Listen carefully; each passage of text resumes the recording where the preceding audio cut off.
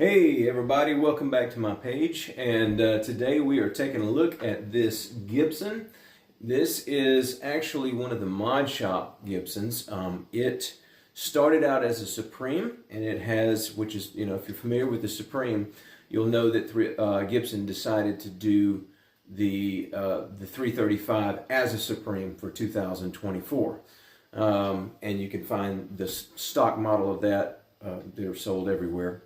I liked them, but there was something about them I did not like. And I wanted to get away from the burst buckers pickups that they were putting in them.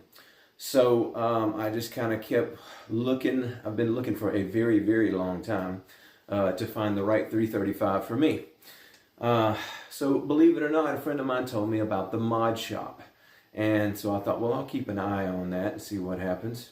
And lo and behold, this popped up.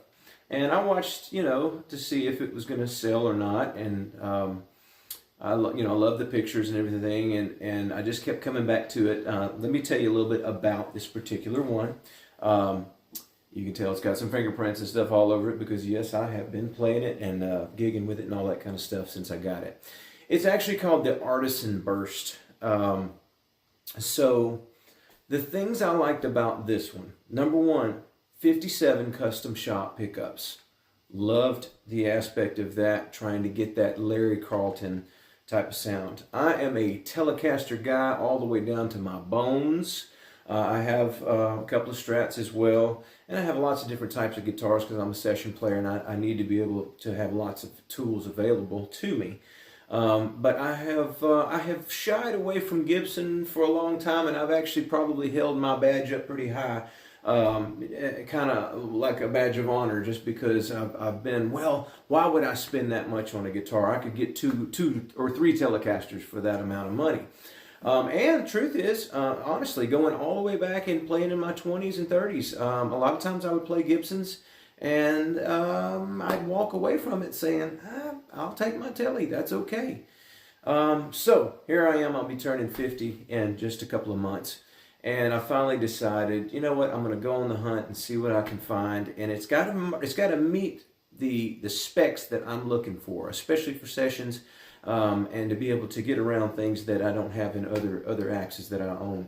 So I took a chance, and I'm just going to be real. I'm going to be honest on this video. I wasn't really happy with the customer service at Gibson. Honestly, they just could care less really whether they sold it to me or not. But I kept my eyes on this guitar, and I thought, man, it has all the things. Number one, it's gorgeous. I'm going to attach some pictures that are up close with this video stuff so that you can see a little bit more detail. Let me flip it for a second so you can see the backside. The Artisan Burst is something that in just a basic lighting, room lighting, has a little bit of a vintage sunburst going on. Or looking from, the audience up on stage or something like that. It's kind of like, oh, it's a vintage sunburst 335. Well, just let me tell you, as soon as a bright light hits this guitar, sunlight, anything like that, you're going to see a bunch of wine colors that start to come out of it. And it's absolutely gorgeous, especially as the light changes with it. So they did a fantastic job with the finish on it. And again, I said about the pickups, 57 custom shop pickups. The other appointments on it also range into the binding that you don't typically find on a 335. You find it on a 355. You can see the split inlay blocks that they put in here. You can also see the headstock. That's something that they've been doing on the Supreme guitars. Also, one more thing, it's just a little small thing, but for me it was a big deal. All those other Supremes had gold hardware. This had the nickel, and I love that. It's kind of the aged nickel, and so that really drew me into this particular guitar. Also, I have the knobs with no numbers on them. That's another little small detail. But I just kept watching it, and I thought, man, I'm going to give this thing a try. It came in, I played it, oh man, goosebumps, hair standing up on the back of my neck, all that kind of stuff. It played great. The Mod Shop guitars, keep your eyes on them because you might find the love of your life. And by the way, it's the only one. There's not another guitar like this. There's not another 335 built like this or made like this. They might do it in 2025 or beyond, who knows. But as of when I bought this, there was not anything built like this. So good job, the luthiers and the workers there at Gibson. I'm super happy with it. And this video is going to show you some of the tones. I'm going to play some songs on it. Just to do some little snips here and there of little snippets of blues to rock to country to all kind of stuff like that, so that you can see the versatility of this guitar. But thanks for tuning in, and here we go. Let's do this. All right, first, let me tell you what I'm running into. I am going into the Tone Master Deluxe Reverb. I am on the middle position. I'm also not turned up all the way. So let's just listen to some chords. I'm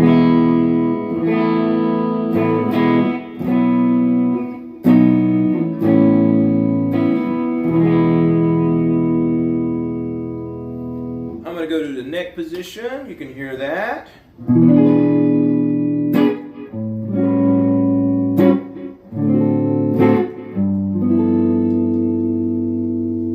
Makes you smile, doesn't it? All right, let's go to the bridge. I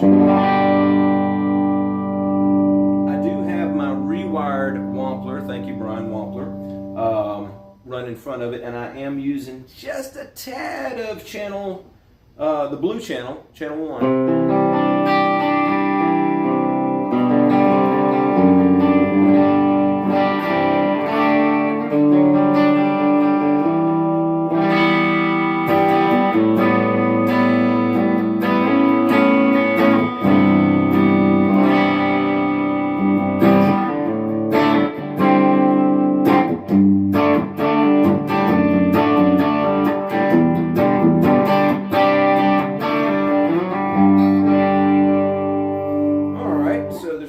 Work right there, but yeah, I'm going through the Tone Master. I got just a little bit of a delay, a slight bit of reverb on that. I'm also running through the Super Block, the Quilter Super Block, that's coming through the studio monitors, and then you're hearing the Deluxe off to the side here. So it's really a little bit of both worlds there, the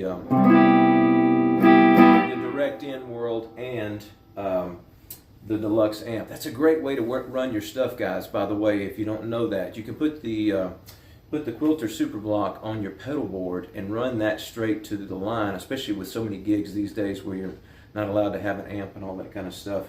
But if you do just need a little bit of something off the side, you can run out of your effects send or even your headphones out of the Quilter Block and go into an amplifier, whatever that amplifier might be. But the Deluxe is doing fine right here. So also, I don't have my volumes turned all the way up. I'd say they're about 7.5 or 8, somewhere along in there.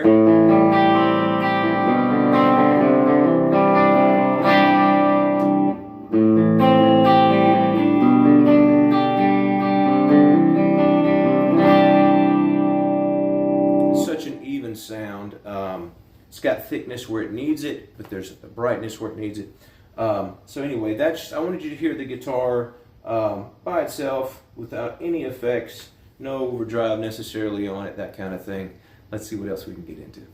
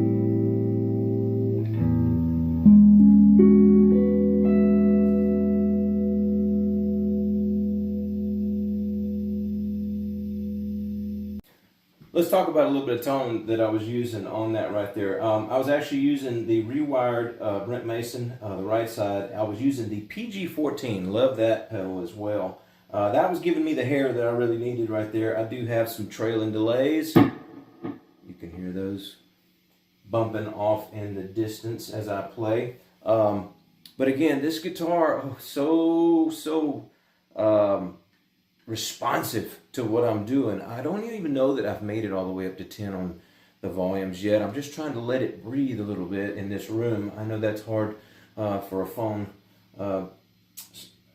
microphone to pick all that up the way it is live in a room, but and also I'm trying not to get above the backing track, which is also coming out of these speakers right here. So I'm trying to let you see the guitar's ability of what it's capable of doing, and I'm hoping you're picking up on that. So again, Gibson nailed it with this guitar. I'm really enjoying it. Let's see if we can get into one more fun song with it.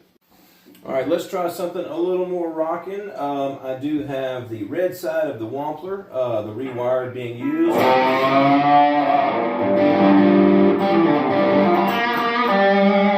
So yeah, I think ZZ Top, something like that. I got the slide out, so I'm going to go back and forth. I'll do some country licks in there and some rock licks. This is a pretty cool backing track. Let's give this a shot and see what it sounds like.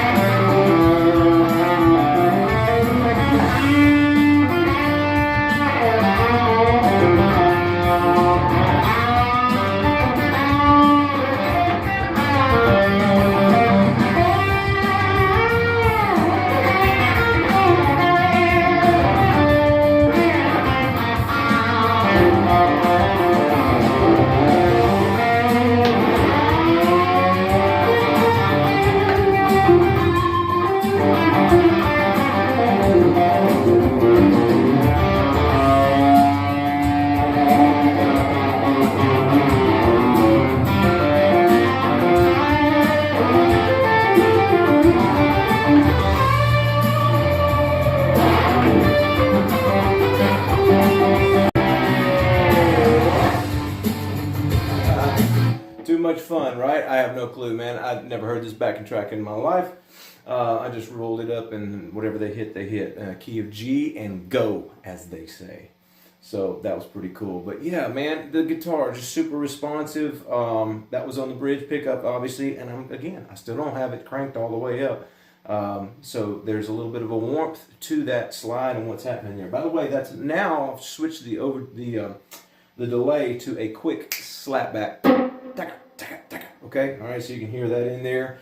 Just a little response thing. I'm a huge Brian Setzer fan and all that, so sometimes I like to throw a little rockabilly quick delay in there for the attack. It just, I don't know, it just kind of trails slightly behind your slide, and it just makes it a little meaner, a little nastier.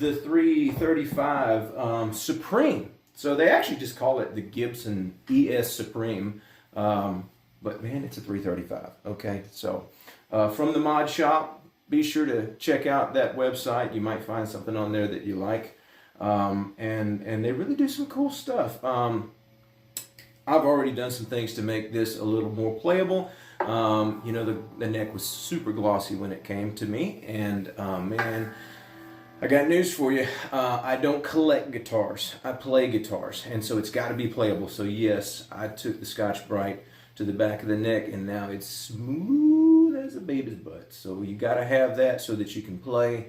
That gloss being real thick on there, it just don't work, guys. So get over it. Go ahead and do it, or hire somebody to do it. They can do it right. Anyway, I hope you've enjoyed this and enjoyed the Gibson ES Supreme with the 57 pickups in it in the Artisan Immersed. Y'all be blessed and take care. Y'all didn't think I was going to leave without doing some BB.